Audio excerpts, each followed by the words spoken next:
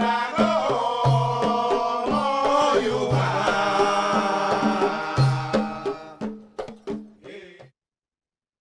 Hello, everyone, and welcome.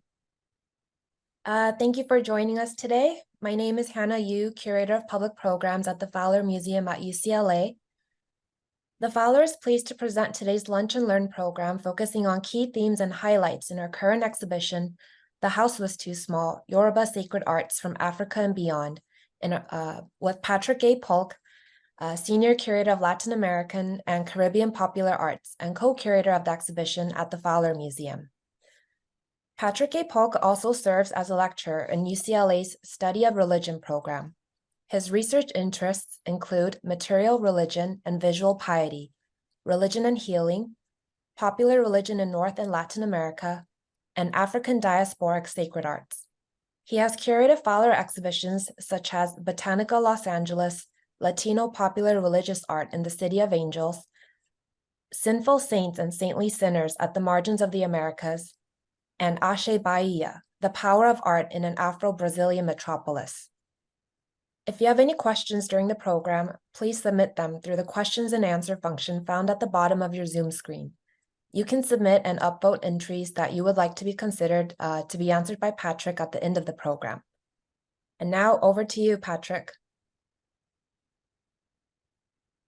All right, thank you, Hannah. And I'd like to echo Hannah's welcome and thank you to everybody who's attending today. It's my pleasure to be able to talk a little bit about this exhibition and some of the objects in it and some of the ideas behind it, and certainly to be able to do that on behalf of our museum, but also our curatorial team. This was an exhibition that it was the labor of many hands and many minds. And so again, I thank you for being here while I share some of this content to you. Okay, Jean, if you could start the PowerPoint, and then we're going to go through here. We're going to look at a few images, and then I'm going to be signaling for advance of those and talk a bit. Now, you may have seen the advertisement for today's Lunch and Learn, focused on this object right here, which is a Brazilian statue of the saints Cosmas and Damian, who are Catholic saints who were associated with particularly with miraculous cures. But one of the things that I want to highlight, and that this exhibition does, is that we're talking about Yoruba sacred arts from Africa and beyond. And one of our primary goals in the exhibition was to talk about Yoruba religious culture and the Yoruba peoples of Southwest Nigeria, what is today Southwest Nigeria, parts of Benin and parts of Togo and West Africa, gave birth to and has served as a primary source of a religious tradition, a fundamental classical religious tradition that has become global, and through a variety of ways that are tragic, histories of human bondage, but bigger than that, the history of Yoruba thought and Yoruba religious action expanding into the Americas, into Europe, and elsewhere around the globe as a world religion. So, Jean, if you can move it to the next slide. So we have the twins in Brazil. The saints Cosmas and Damian are used by Afro-Brazilian practitioners of Yoruba-derived traditions in Brazil. They use Saint Cosmas and Damian as an emblem for the Ibeji. And in Yoruba tradition, the Ibeji are the souls, the spirits of twins. And so in the exhibition, we include objects from Brazil, objects from Afro-Cuban tradition, and works from Yoruba land, primarily Nigeria. And our goal is to sort of see how these classical ideas, these fundamental beliefs are manifested in artistic tradition throughout the Yoruba Atlantic. And so in Brazil, you often find these Catholic saints representing these twinned spirits, these that represent the essence of deceased twins. In Nigeria, the Yoruba peoples in particular have one of the highest rates of twin birth. And sadly also what historically comes along that with that is infant mortality. And so this tradition of representing the souls, the spirits of deceased twins artistically develops in Yoruba land.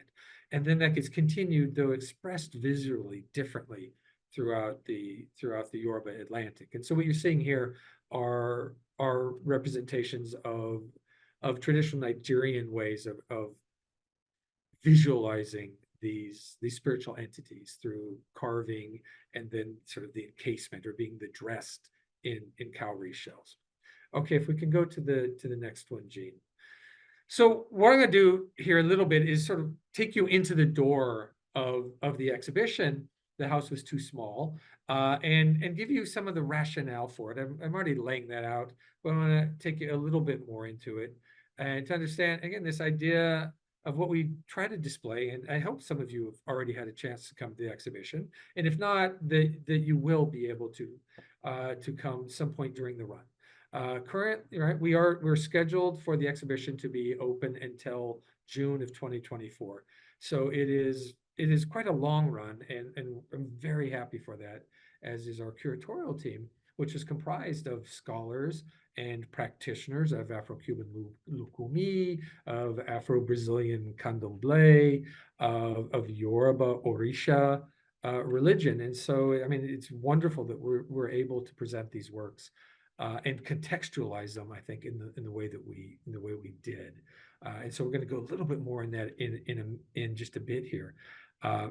So the idea of why we use this term, the house was too small, is it comes from a praise poem for the Orisha god, the Yoruba Orisha god Elegbara, or some Eshu Elegbara. So if we can go to the next slide, Jane.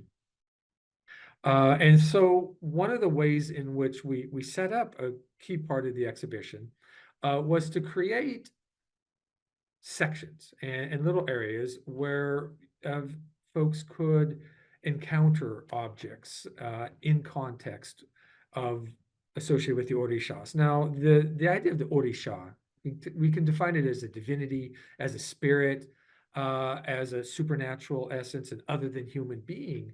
And in Yoruba tradition, and this continues in the Yoruba Atlantic throughout the diaspora, whether it be North America, South America, Europe, and so on, the Orisha can be understood as translated to the ruler of the head, or ruler of one's head.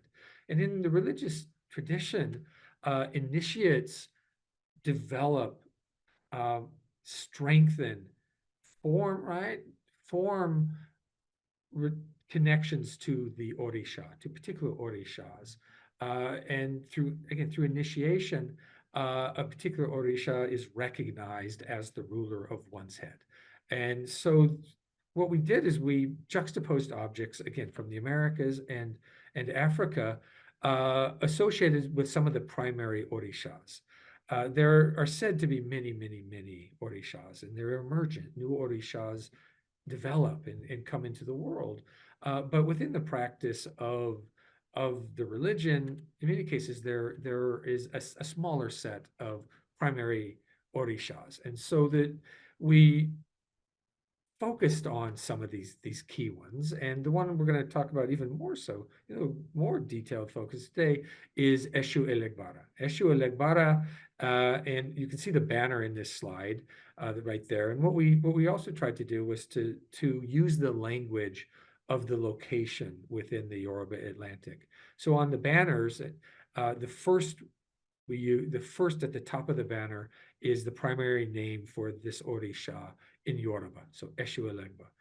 The next down is in Brazilian Portuguese, the ways in which Yoruba language is transformed to some extent in a new world in an America's context. So Eshu is the term that gets used most often in Brazilian Candomblé.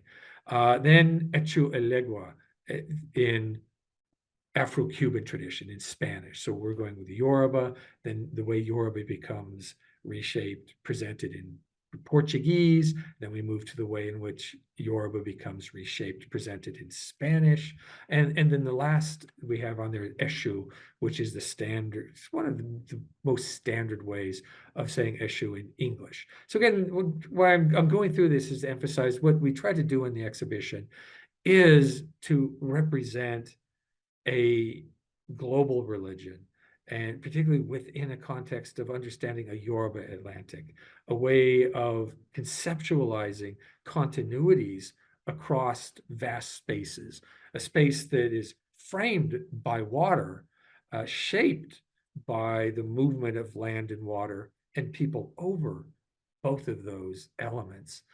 But as a way of understanding that in particular, that when we talk about African-derived religion in the Americas, whether in Brazil, Cuba, Jamaica, Haiti, the United States, we wanted to move towards an idea of a continuity, that there is a vast ocean, but that ocean frames a a space that is shaped, right? The experience of those spaces are shaped for many of the residents by Yoruba religion. Um, and all right, next slide. Next slide. So I've introduced you primarily, or just giving you, we talked about the Abeji, but the rest of this presentation is about Eshu Elegbara, Eshu. And as a curatorial team, as we thought about ways to move people into the exhibition and how to conceptualize this exhibition, and the Orisha, the divinity, the other than human being that kept coming up in our discussions of how to do this and how to do this right, was, and we kept coming back and said we Eshu. We have to use Eshu in a way that Eshu works from the theological point of view. And Eshu in Yoruba religion is the archetype of action. He's an agent of creation and also an agent of chaos in some ways. He is a classical trickster figure, as some might say, but he is an Orisha who makes things happen. So in ceremonies, he's invoked first. In ceremonies, he's recognized last. He is, in other words, sort of the alpha and the omega in many ways, the beginning and the end of things, an agent of potential and possibility. Eshu makes things happen. And for that reason, his artifacts, his objects, his altars, shrines are often placed at entrances and exits to homes, to towns, to sacred spaces. And so we shape the exhibition by you first meet Eshu when you come through the doors. Eshu is there as a greeter, but Eshu is there as one who manifests potentiality, and to make an encounter a meaningful one, whether it's spiritual transformation or healing or learning. And so again, so important for lunch and learning, right? The idea of feeding one's head. And again, in Yoruba, Ori is the head. And so the Orisha is the ruler of the head. They're the ones who help people feed their heads to fulfill their destiny and their potential. So we took the title of the exhibition, the first part, "The House is Too Small," from an Oriki, a Yoruba praise poem, Oriki, which is a praise to the head, the ways in which one invokes the importance or the specialness of a god or a king or a person. And so I think you may have already been reading this poem, as I've been talking, and I'm not going to read it all to you, but I want to call out a couple of things. One of the important, the first line, Eshu turns right into wrong, wrong into right, which again, Eshu as an agent of transformation, he makes things happen, and also Eshu as a contradiction. Again, he merges or bonds both creation and chaos. And look at chaos in the sense of as a creative process, as a chaos, as sort of moving beyond old orders and creating new ones. And so the rest of the praise poem talks about ways in which he's sort of a living, walking conundrum. He gets his anger, he releases anger, but it's also creative anger. But it's anger often of not being properly recognized, not being properly respected or treated. In other words, Eshu is one that you need to recognize. You need to understand his presence and his importance. Again, the first Orisha that you invoke in a ceremony. Again, because he's the ignition switch, he's the start. And so that you need to walk in line with Eshu. You need to understand his role and to give him his due. And so then the rest of the poem then talks about him in ways that are almost seem nonsensical, but he is potentiality. In fact, he makes the sense out of things. So he's so small he could sleep in a nut, but he's too big, too big for this. Is his size, and so he plays with that. But that there's no house that is large enough for him. And we played on this idea that the house is too small, is also to talk about the expansion of Yoruba belief system, of the religious practice, that it moved by various means, various mechanisms, again, some of which are absolutely tragic. The history of the movement of Yoruba peoples is one of empire, of kingdom, of the Yoruba being in Yoruba land, being an expanding state in West Africa. And then we're looking at traditions that expand into the Americas through the horrors of human bondage. But to this day, the religion expands and it moves throughout the Yoruba Atlantic through immigration, through Nigerians, through Brazilians, through Cubans, through Puerto Ricans, right? Moving to new places, going to Spain, coming to the United States. So there's a back and forth across a large space, which was to say also started as a house too small, a house too confined, too limited for Eshu. And Eshu finds new space. And so we want to try to capture that in the exhibition. And again, that he makes things happen. The last two lines, he throws a stone today and kills a bird yesterday, which is to say that Eshu, again, moves across what might be limiting boundaries here and there for people, for others, right? He moves through time. He moves through space. In other words, a presence that shapes past and present. Okay, so waxed a little philosophical there, but I think that also is central to the underlining of what as a group we were seeking to do in the exhibition. So if you can go to the next slide. Here is again, we're the same piece. We're looking at the same piece, but I'm to give you a little more understanding.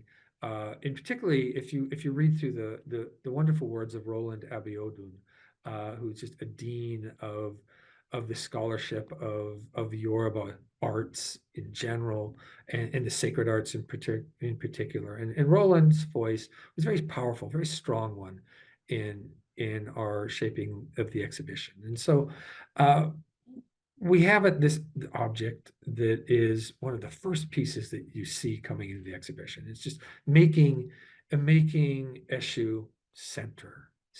And you can see the ways in which Roland describes him is that he is unpredictable, but that relates to human experience of the world. Things change, and often not in the ways we would hope. That there's constant upheaval, whether that be economic or warfare or one's health, or just the changing of the neighborhood. Through processes great and small, the world rests uneasy, maybe, is one way to think about it. And Eshu, in Yoruba tradition, Eshu is at the center of that, of change, whether it's wanted or highly anticipated. But I love what Roland says here, and I will read it. We can think about it together. He says, so Eshu is telling us that even when we think we're perfect, we've done everything right. There is something we need to do that hasn't been done. In other words, right, that pay attention, be aware, be aware of expectation.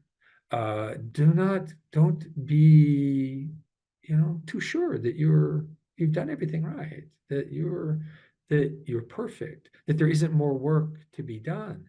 Because when there's more work to be done, when there are things that need to be changed, this is where you find Eshu. Eshu comes into that. Okay, if we could go to the next slide. Felipe Garcia Villamil, and we can see a picture of him in a minute here. And I'm keeping my eye on the time, and I hope that people have questions. And truly, if you have any questions, throw them in there so that I can try to address them. Again, you can put them into, and I'm keeping my eye also on that. So Felipe Garcia Villamil is a living treasure. He is one of, if not the oldest, Afro-Cuban sacred drummers living in the United States, and possibly that means throughout Cuba and the Cuban diaspora.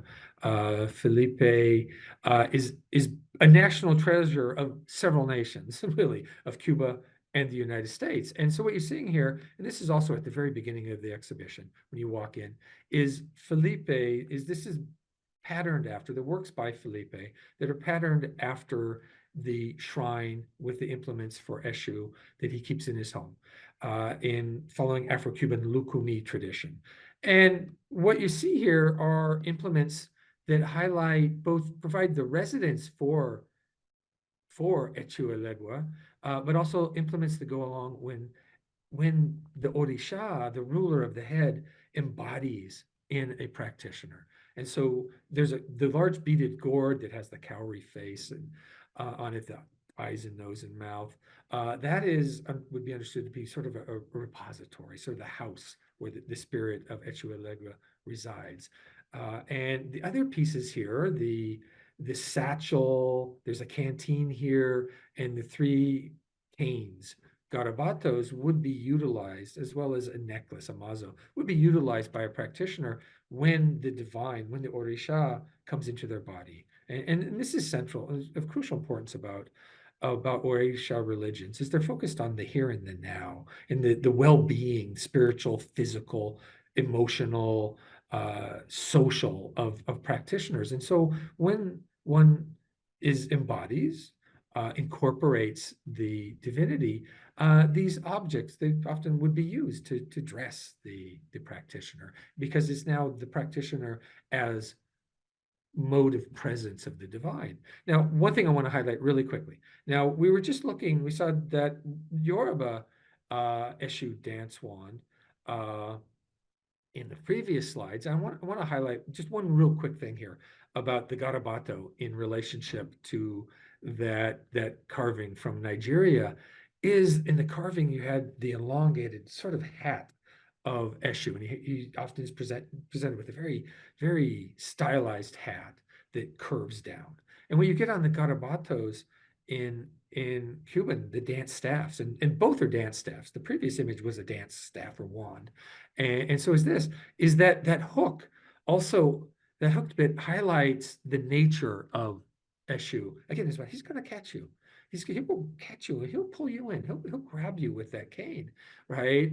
Whether we're talking about an actual cane or a spiritual cane, that you're going to catch you. He's going to lead you in a direction that warrants, whether that be a direction of letting you know that's the wrong path, or going to take you another way.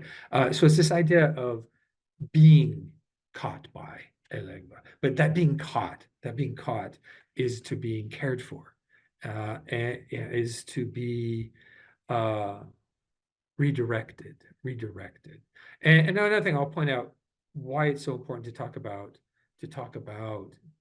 the Yoruba Atlantic and distance and change over time, is that the garabato in the Cuban context also resonates with tools you use in the fields, particularly in the cane fields, the sugar cane fields, where you use the garabato, or collecting plants and working with natural, is that using the garabato to grab and pull the plant towards you. And so that there's a basic theological understanding that goes over the time. But there's also the on-the-ground reality that shapes it. Now, I see that a question that comes up that was asked in here about were the materials used in the representation of these divinities related to their powers? Yes. Now, this is a wonderful question, and thank you. And that gets me to something that I should have brought up. And also, Jean, you can go to the next slide because I also want you to see this is Felipe. He now resides in Southern California. He recently celebrated his 93rd birthday. And we were truly honored to have his presence at the opening of the exhibition. And so this question is, were the materials used in the representation of these divinities and they're related to their powers? Yes. One of the most important things to understand about Eshu Elegbara is that he is directly related to divination also, because he's an interlocutor. He is an agent of connection that the Yoruba divination in some elements of it use cowries. And so the cowries that tend to shape his eyes and his mouth on this highlights one that he becomes a voice for divination. And so that there's that element. And his colors red, black, and white also are foundational colors in Yoruba symbolism and visual logics. And so yeah, what you see in the materials and objects, they're all about that, his essence. And that essence is a spiritual present, and again, spiritual potentiality. So it's certainly there. So absolutely, these are spirit embodying, these are spirit projecting, spirit gathering, spirit releasing. And I'm using the term spirit as both energy or divine potentiality there. So fantastic. Cornelia, I see a question about the Fowler Show in Haitian art. Our Sacred Arts of Haitian Vodou, which opened in 1995 at the museum, and asking, this is really important. This was actually, Cornelia, you hit on a concern. One thing we kind of worked out internally is that the African diasporic religions in the Americas, for example, reflect a broad range of West African and Central African traditions. So you certainly see traditions Ghanaian traditions for instance, in Jamaica, and Congolese, Central African traditions throughout the diaspora. And Haiti, in Haitian tradition, the equivalent, the analogous figure for Echu is Legba and Eshu Legba. So there's a relationship there.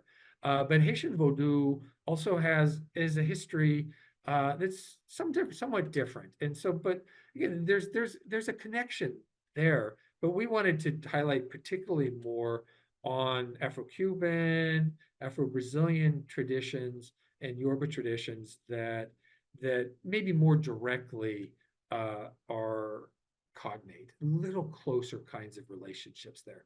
But it is important, again, as Cornelia's question asks, that I hope you can all see that there, is that there are intertwined elements or very close relationships that you can find throughout, for instance, throughout the Caribbean and rest of Latin America. That highlights that here we're talking about the Yoruba Atlantic, but the African Atlantic, or has been sometimes referred to as the Black Atlantic, is truly a large spaces as well. So wonderful question. You can go to the last slide, Jean, which just takes us back to the front door. So I hope that at the very least, and I'm looking aware of the time. Again, I think you all signed up for half an hour, and so what I hope is that I've at least given you some sense of what happens when you go through the doors of this exhibition at the Fowler, and I hope you all have a chance to get there. And the central kind of role of Eshu, Elegba, in his various guises, as an opening of a path, of one who brings things together, a source of potentiality, of that we were hoping to be able to open up an understanding, an encounter with the Yoruba Atlantic that is and helps us reflect on on presence from the perspective of practitioners of divine, the presence of the sacred, the embodiment of orishas, and to be reflective on the reality, like Cornelia just put into chat. Most Americans most Americans probably know more about Haitian art, and that indeed, for reasons good and bad, of the North American engagement with Haiti, which hasn't always been great in politically, economically, but also the celebration of Haitian art, particularly in painting. And really what we're doing here is trying to celebrate Yoruba art in a larger context. And I think that, I mean, I know that the community response has been amazing and it's been incredible. And for me, that's the highest praise. And in fact, that's the goal, so that practitioners can come to the show, to the exhibition, and say, yeah, I see myself, and I see our tradition, and I see our tradition the way we would like people to see it and to encounter it. All right, so I think that's it. And I see Cornelia. I'll just follow up a little bit of Cornelia. Yeah, voodoo in films, which is highly misrepresentative. And so again, we started by working with communities, artists who are practitioners, academics who are practitioners, and our main goal was, how do we fairly represent this? And that was part of our mission, not just as a museum, but also by the Lilly Endowment, which provided major funding for the exhibition, which is to say, is like, this is about shaping understandings of the sacred, of religion, often in the wake of misrepresentation. So wonderful. All right. So again, it's been my pleasure to be here. I hope it's been useful. I hope you got out of it what you were looking for as visitors. And I would love to see you at the museum. Hannah? Yeah. Thank you so much, Patrick, for sharing more about the exhibition with us today. And thank you to everyone who joined us. The House Was Too Small, Yoruba Sacred Arts from Africa and Beyond is on view at the Fowler until June 2024. This program has been recorded and will be uploaded to the Fowler website for you to revisit and share in a few weeks. I hope you will join us for our upcoming public programs at the Fowler. Details are on our website. Have a great rest of your week and happy holidays, everyone. Thank you.